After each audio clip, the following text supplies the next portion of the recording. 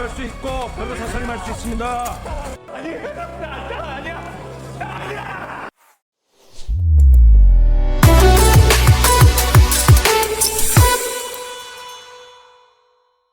Cerita diawali dengan kemunculan tokoh utama bernama Taijung. Ia terlihat keluar terburu-buru dari sebuah gedung, lalu menaiki motornya dan melaju ke suatu tempat. Saat melewati terowongan, barulah diketahui bahwa ia sedang mengikuti sebuah mobil berwarna kuning. Taijung kemudian menyalip dan menghadang mobil tersebut.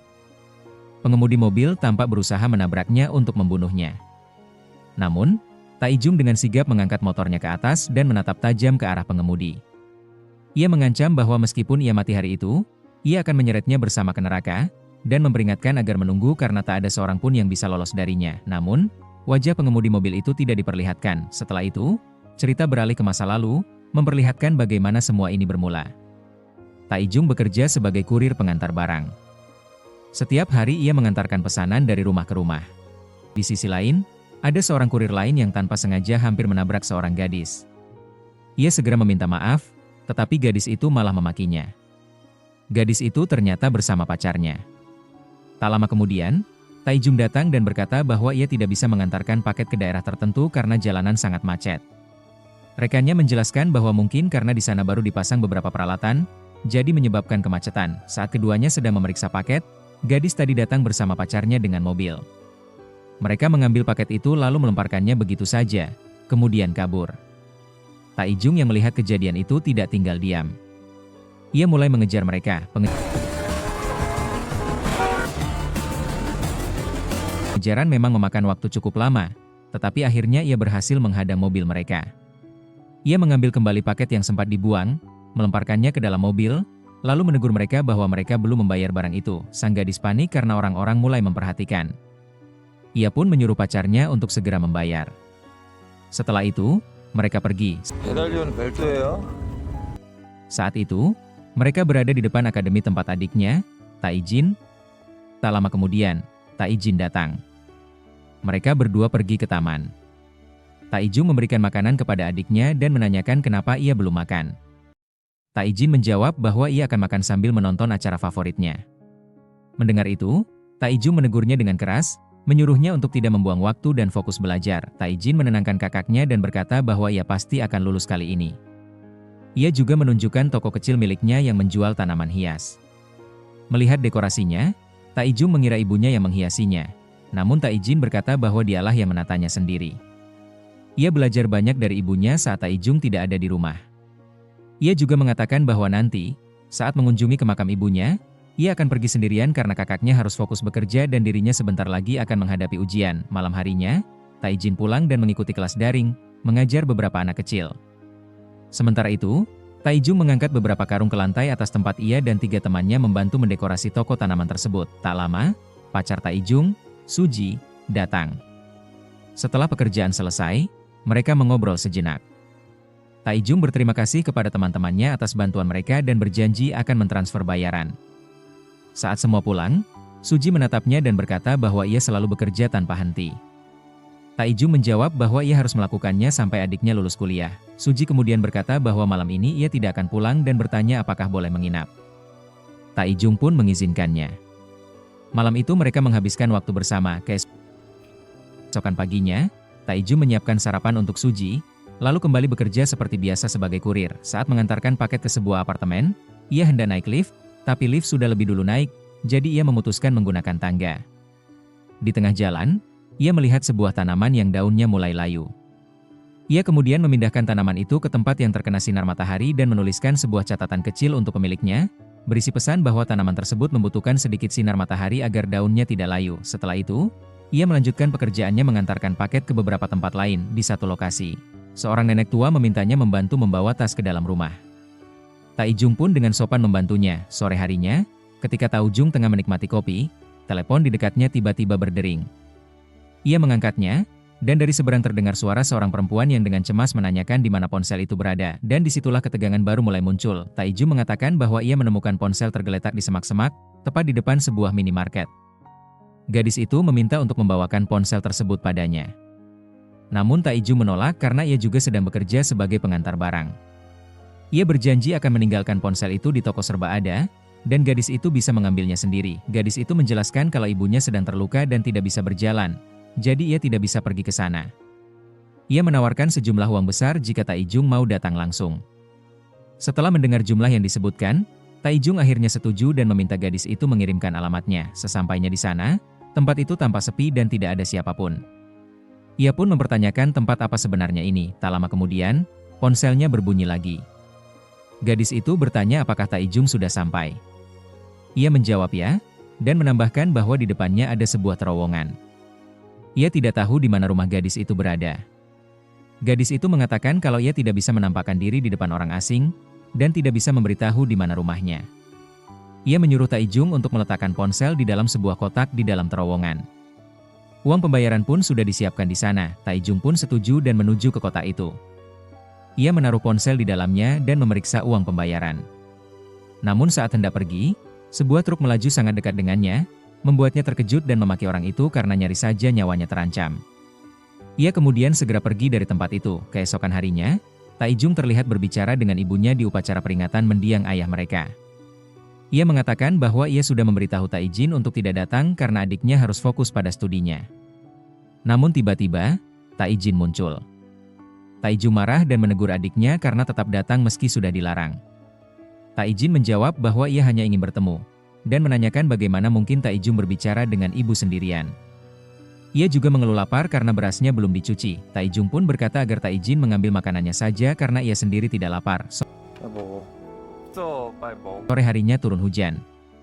Taijung membawa tanaman hiasnya masuk ke dalam rumah, merawatnya, lalu memotret dan mengirimkan foto itu ke temannya, Suji. Tiba-tiba, seseorang mengetuk pintu. Beberapa pria masuk ke dalam rumah. Ketika Taijung hendak membuka pintu, polisi langsung masuk dan menangkapnya. Mereka menuduhnya melakukan pemerkosaan dan pembunuhan. Taijung dibawa ke kantor polisi. Saat media mengetahui hal itu, berita tentang jasad seorang gadis berusia 20 tahun yang ditemukan di tepi sungai langsung tersebar. Sementara itu, Suji sedang bekerja di kafenya belum mengetahui apa yang terjadi. Ia mencoba menghubungi Taijung, menanyakan apakah ia sedang sibuk. Sementara itu, Taijung sedang diinterogasi oleh polisi. Mereka memperlihatkan foto korban, tetapi Taijung marah dan menegaskan bahwa ia tidak mengenal siapapun di foto itu, serta mempertanyakan alasan dirinya dibawa ke sana. Polisi menjelaskan bahwa mereka tidak memerlukan surat perintah untuk tindakan itu. Taijung kemudian memohon agar ia diperbolehkan menggunakan ponselnya sebentar untuk menghubungi temannya agar tanaman-tanamannya bisa dirawat, karena tokonya masih buka. Polisi menanggapi dengan mengejek, mempertanyakan mengapa ia masih memikirkan tanaman di tengah situasi seperti itu. Tak lama kemudian, petugas forensik datang dan meminta Taijung membuka mulut untuk pemeriksaan, yang terpaksa ia lakukan. Di sisi lain, Suji mengetahui apa yang terjadi melalui berita di televisi. Teman-teman Taijung juga datang menemuinya dan menanyakan kronologi kejadian. Sementara itu, Suji sudah menyewa pengacara dan menekankan bahwa mereka tidak bisa hanya diam. Mereka harus membantu membebaskan Taijung. Seorang temannya bertanya apakah Suji sudah menemuinya. Suji menggeleng dan mengatakan bahwa ia belum, tetapi besok akan pergi ke kantor polisi untuk bertemu Taijung. Akhirnya, Suji terlihat datang menemui Taijung. Ia tampak lelah dan sedih. Taijung dengan suara pelan meminta maaf karena situasi ini terjadi, mengaku ia sendiri tidak mengerti mengapa semuanya bisa seperti ini. Suji menatapnya dengan cemas dan bertanya apakah masih ada hal yang ingin ia katakan kepadanya. Taijung tampak bingung ketika Suji berbicara dengannya. Ia bertanya pada gadis itu apa yang sebenarnya ingin dikatakannya, dan menegaskan bahwa dirinya tidak melakukan apapun. Suji kemudian menjelaskan bahwa ia hanya ingin mendengar kata-kata itu langsung dari Taijung, karena ia percaya padanya. Ia meminta agar Taijung tidak menyerah, berjanji bahwa ia akan berjuang demi membebaskannya. Beberapa waktu kemudian, Taijung kembali berbicara dengan pengacaranya. Pengacara itu menjelaskan bahwa mereka harus membuktikan bahwa pada hari kematian korban, Taijung sedang sibuk bekerja dan tidak memiliki kesempatan untuk melakukan kejahatan. Ia menambahkan bahwa tim akan segera menyusun agenda harian Taijung untuk hari kejadian dan hari sebelumnya. Mereka pun mulai meneliti kegiatan Taijung satu persatu, menanyakan di mana ia berada dan apa yang ia lakukan pada setiap jam. Setelah semua informasi dikumpulkan, daftar kegiatan itu akhirnya selesai. Pengacara menilai bahwa daftar tersebut sangat mengesankan dan bisa menjadi bukti kuat dalam pembelaan mereka. Suji yang turut melihat daftar itu menyadari bahwa selama ini Taijung begitu sibuk hingga tidak sempat makan tepat waktu. Dalam hatinya ia merasa iba, berharap Taijung setidaknya sempat memikirkan dirinya sendiri. Pada hari sidang, seluruh pihak hadir di ruang pengadilan. Pengacara pembela menjelaskan di depan hakim bahwa pada hari kematian korban, Taijung sedang sibuk bekerja dan tidak mungkin berada di lokasi kejadian. Ia menunjukkan jadwal kerja, testimoni dari rekan-rekan, serta berbagai dokumen pengiriman. Sejumlah orang yang mengenal Taijung juga memberikan pernyataan bahwa ia dikenal sebagai sosok yang baik dan rajin, namun, pengacara pihak lawan tampak belum puas. Ia mengatakan bahwa ada satu hal yang masih mengganjal dalam pikirannya. Ia menjelaskan bahwa menurut catatan CCTV, Taijung sempat berada di apartemen tempat korban tinggal selama 7 menit pada hari kejadian. Ia mempertanyakan apa yang sebenarnya dilakukan Taijung di sana. Setelah berpikir sejenak, Taijung menjelaskan bahwa di apartemen itu terdapat sebuah tanaman hias dengan daun yang sudah layu. Ia mengaku menulis pesan kecil agar pemiliknya bisa merawat tanaman tersebut. Pengacara lawan menganggap penjelasan itu masuk akal, tetapi kemudian menampilkan rekaman CCTV lain yang menunjukkan bahwa Taijung membawa sebuah tas besar pada saat itu. Ia menanyakan isi tas tersebut.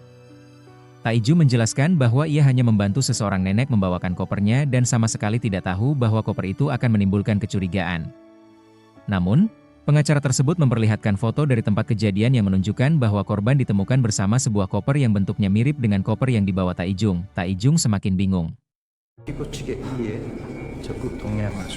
Pengacara itu kemudian bertanya mengapa ponsel korban sempat berada di tangan Taijung. Taijung menjelaskan bahwa ia menerima telepon dari seseorang yang memintanya mengantarkan ponsel tersebut ke sebuah tempat, dengan imbalan sejumlah uang. Ia mengaku tidak mengetahui bahwa ponsel itu sebenarnya milik korban, namun, pihak lawan menegaskan bahwa jasad korban ditemukan hanya sekitar 40 meter dari lokasi tempat Taijung meletakkan ponsel tersebut. Mereka juga menampilkan foto dari lokasi pembunuhan. Di dalam foto itu tampak sebuah gelang perak di dekat tubuh korban. Gelang yang diam-diam dikenali Suji sebagai milik Taijung. Namun ia memilih untuk tidak mengatakan apapun. Pengacara kemudian menambahkan bahwa hasil pemeriksaan forensik menemukan jejak DNA Taijung pada tubuh korban. Mendengar hal itu, Taijung langsung panik dan berteriak bahwa dirinya tidak bersalah. Petugas segera menahannya agar ia tidak membuat keributan di ruang sidang. Pengacara lawan menegaskan bahwa berdasarkan keterangan para penghuni apartemen, tidak ada seorang pun yang memiliki tanaman di unit tersebut, bertolak belakang dengan pernyataan Taijung sebelumnya. Ia bahkan menunjukkan foto ruangan kosong sebagai bukti. Beberapa hari setelah persidangan, Suji datang menemui Taijung di penjara. Ia memberitahu bahwa pengacara mereka telah mengundurkan diri. Ia kemudian menanyakan tentang gelang yang dulu selalu dipakai Taijung, tetapi ia mengaku tidak tahu di mana gelang itu berada dan mungkin telah hilang. Suji merasa kecewa dan sedih. Ia mengatakan bahwa ia tidak ingin menyesal karena pernah membela seseorang yang ternyata mungkin tidak sepenuhnya jujur. Ia juga mengaku tidak sanggup menunggu lebih lama lagi. Taijung mencoba meyakinkannya bahwa ia benar-benar tidak bersalah dan memohon agar Suji tetap mempercayainya. Namun Suji menolak. Ia melepaskan gelangnya sendiri, menyerahkannya kepada Taijung, lalu pergi meninggalkan penjara tanpa menoleh. Beberapa waktu kemudian, semua tahanan baru dikirim ke penjara besar, termasuk Taijung. Ia tampak gugup dan ketakutan ketika berjalan melewati deretan narapidana lain yang menatap tajam ke arahnya. Seorang penjaga bahkan memberitahu tahanan lain bahwa pria itu adalah orang yang dituduh membunuh seorang gadis di tepi sungai. Taijung hanya bisa menunduk dan mencoba menahan ketakutan yang menghantui dirinya. Setibanya di penjara, mereka langsung diberi pengarahan mengenai jadwal dan rutinitas harian, mulai dari waktu sarapan, makan siang, makan malam, hingga jam mandi. Setelah itu, mereka menjalani pemeriksaan medis. Seorang pengacara publik bernama Sangrok datang menemui Taijung. Ia memperkenalkan diri sebagai pembela umum yang datang untuk membantu Taijung. Sangrok mengatakan bahwa ia juga hadir di pengadilan saat keputusan terhadap Taijung dibacakan, dan menegaskan bahwa ia tidak setuju dengan pernyataan jaksa. Ia percaya bahwa Taijung tidak bersalah. Taijung pun memohon agar dirinya dibantu. Ia bersumpah tidak pernah mengenal atau bahkan bertemu dengan korban. Mendengar itu, Sangrok menyalakan alat perekam dan memintanya untuk mengingat dengan saksama semua kejadian yang terjadi. Ia meminta agar setiap detail, sekecil apapun, diceritakan dengan jujur. Taijung kemudian menjelaskan bahwa ia pernah diperlihatkan foto tempat kejadian perkara. Dalam foto itu tampak sebuah gelang yang merupakan miliknya, namun tidak ada seorang pun yang membahas hal tersebut di persidangan. Ia mengaku tidak tahu mengapa gelang itu bisa berada di lokasi kejadian, sebab ia tidak pernah ke sana. Ia hanya mengingat bahwa suatu kali ia pernah beristirahat di rumah adiknya, dan kemungkinan gelang itu terjatuh di sana. Setelah mendengarkan penjelasan itu, Sangrok menyimpulkan bahwa informasi tersebut bisa membuka kembali kasus yang menimpa Taijung. Ia mengingatkan agar pembicaraan mereka tidak diketahui oleh siapapun, lalu menanyakan alamat rumah sang adik karena ia berencana menyelidikinya secara langsung. Taijung kembali dibawa ke ruang tahanan namun ia diserang oleh beberapa tahanan dan dibawa ke hadapan bos mereka bernama Doksu. Doksu menanyainya tentang berapa lama ia akan tinggal di penjara. Taijung tidak menjawab dan justru mencoba melarikan diri, namun segera ditangkap dan dipukuli. Doksu mengancam akan memotong tangannya bila ia tetap diam. Akhirnya, Taijung menjawab bahwa ia akan mendekam di penjara seumur hidup. Doksu kemudian menuduhnya telah memperkosa seorang gadis dan membuang jasadnya ke sungai. Ia mengejek bahwa Taijung tidak memiliki rasa malu. Namun, Taijung tetap membantah telah melakukan perbuatan tersebut. Ketika salah satu anak buah Doksu memperingatkan bahwa penjaga penjara mendekat, mereka segera menghentikan aksinya dan pergi. Setibanya kembali di sel, Taijung disambut oleh seorang tahanan lain yang mengejek dan menyindir tentang kasus yang menimpanya. Tahanan itu bahkan memukulinya dengan sengaja, namun Taijung hanya diam dan tidak melawan. Pandangannya terpaku pada kartu nama pengacara bernama Sangrok yang masih digenggamnya, sambil berharap bahwa pengacara itu suatu hari nanti akan membantunya keluar dari penjara. Sementara di ruang makan, Doksu tampak memeras uang dari para tahanan lain. Taijung datang untuk makan dan sempat melihatnya, namun memilih duduk di tempat lain. Tak lama kemudian, dua narapidana lain menghampirinya dan memberitahu bahwa pria yang dilihatnya tadi adalah Doksu.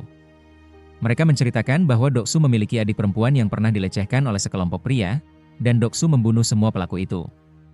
Mereka kemudian mengatakan akan membantu Taijung, namun memintanya untuk makan terlebih dahulu. Ternyata, janji mereka hanyalah jebakan.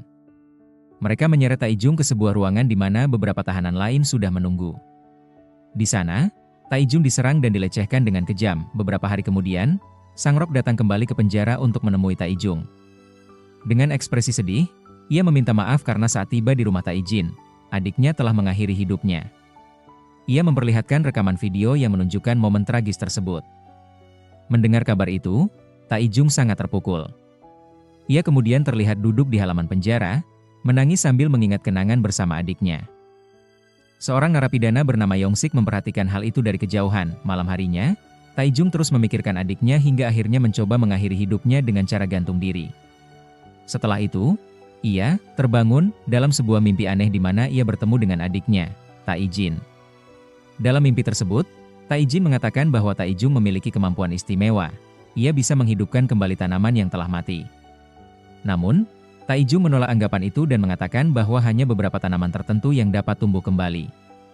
Taijin kemudian berteriak marah, menanyakan alasan mengapa kakaknya melakukan tindakan bodoh itu dan menegaskan bahwa ia tidak seharusnya mengakhiri hidupnya sendiri.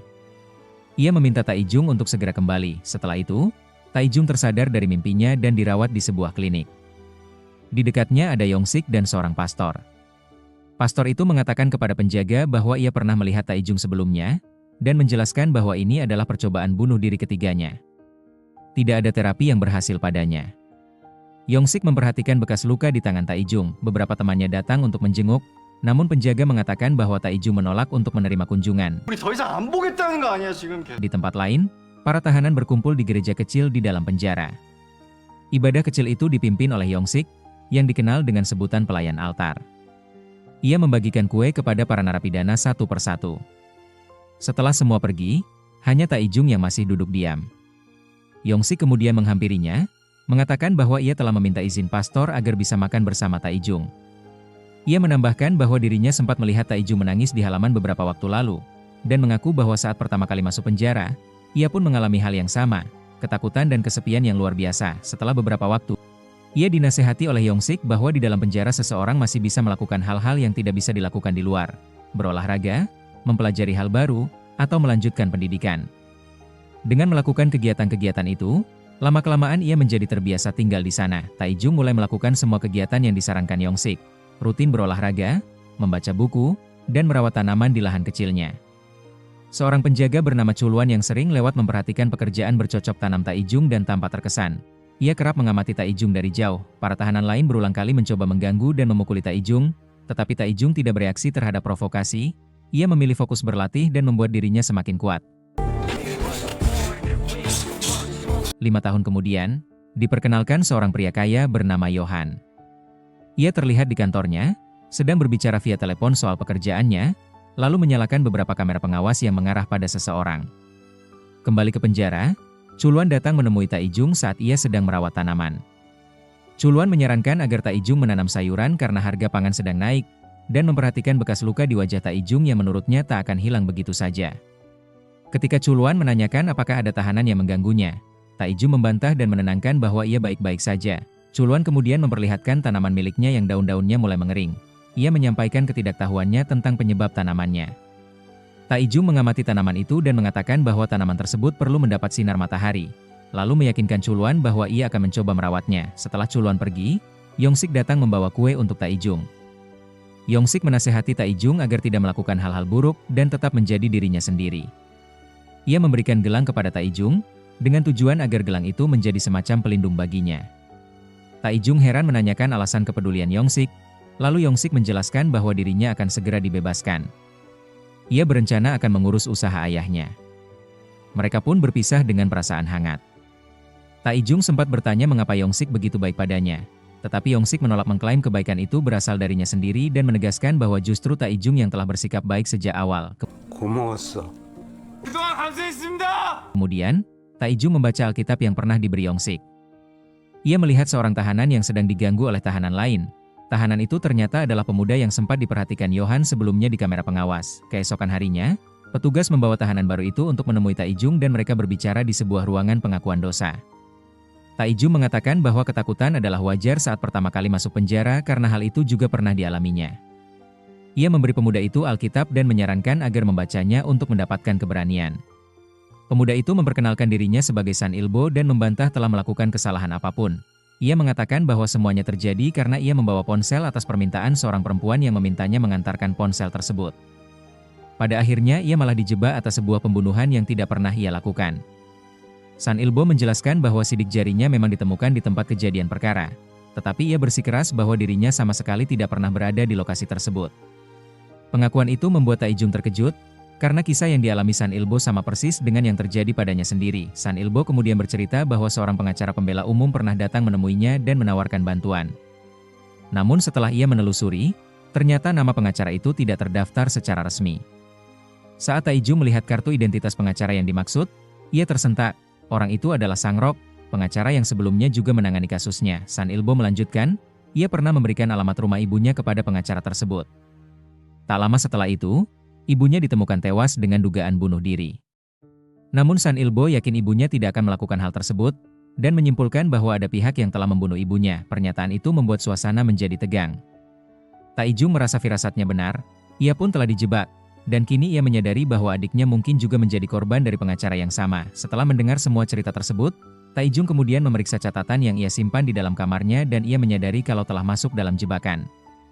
Pagi harinya, teriakan dari luar sel membangunkan semua orang. San Ilbo ditemukan tewas bunuh diri. Taijung tertegun melihatnya, merasa terpukul sekaligus curiga bahwa kematian itu bukan kebetulan. Taijung kemudian menemui Sangrok dan menyampaikan semua yang diketahuinya. Ia menjelaskan bahwa ada tahanan baru yang bunuh diri dan sempat mengaku pernah bertemu Sangrok. Sangrok mengakui mengenal tahanan itu dan sempat mencoba menolongnya, tetapi ia ragu bahwa informasi Taijung cukup kuat. Taijung menuntut jawaban tentang siapa yang membunuh saudaranya dan sempat mengancam akan membalas bila perlu. Namun Sangrok menjelaskan bahwa ancaman itu mustahil karena Taijung berada di balik jeruji. Setelah bertemu Taijung, Sangrok melaporkan pada atasannya bahwa rencana mereka sudah bocor dan meminta agar masalah itu segera diselesaikan. Kembali di penjara, Taijung menemui pastor di bilik pengakuan dan menyerahkan Alkitab, mengatakan ia tak layak menjadi pembantu altar.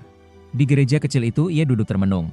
Emosinya memuncak, dan ia telah meneguhkan niatnya untuk membalas kematian adiknya sekaligus mengungkap kebenaran.